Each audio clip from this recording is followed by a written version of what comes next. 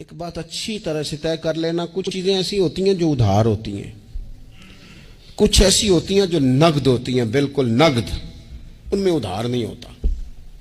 وہ کہتے ہیں نا جی ہم جی ادھار کا کاروبار نہیں کرتے، ہمارا سارا کاروبار کیش کا ہے، ہم بالکل ایک ہاتھ دے دوسرے ہاتھ لے، ہمارا یہ سلسلہ ہے، ہم بالکل جو ہے نا کسی قسم کا کریڈٹ پہ نہیں چلتے۔ میں آپ سے عرض کروں، نبی پاک علیہ السلام نے فرمایا کسی جرم کی سزا اللہ تعالیٰ دنیا میں نہیں دیتا اتنی جلدی، بہت ساری سزائیں رب نے روک دی ہیں، قیامت کو دی جائیں گی۔ اللہ تعالیٰ سب سزاؤں سے ہمیں محفوظ فرمائے، لیکن فرمایا والدین کی نافرمانی ایسا جرم ہے جس کی دنیا میں بھی سزا ملتی ہے، دنیا میں یہ طے ہے۔ حضور علیہ السلام نے کبھی کسی شخص کے لیے دعائے ضرر نہیں کی،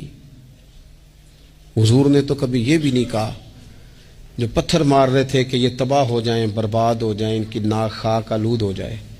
لیکن سیڑھیاں چڑھتے ہوئے جو مشہور حدیث ہے، محبوب نے آمین کہا، اور پھر حضرت جبریل نے جب 3 لوگ بتائے تو ان میں ایک بندہ وہ تھا، حضرت جبریل امین عرض کرنے لگے یا رسول اللہ صلی اللہ تعالی علیہ وسلم، جس نے اپنے ماں باپ دونوں یا کسی ایک کو بڑھاپے میں پایا اور پھر ان کی خدمت کر کے جنت حاصل نہ کر سکا،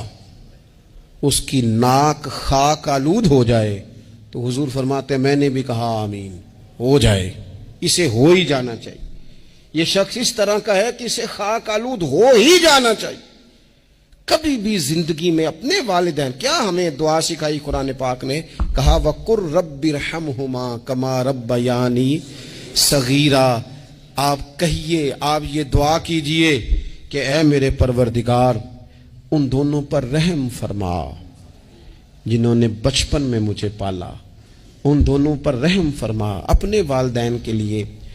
اپنے تھوڑے سے دل کو بڑا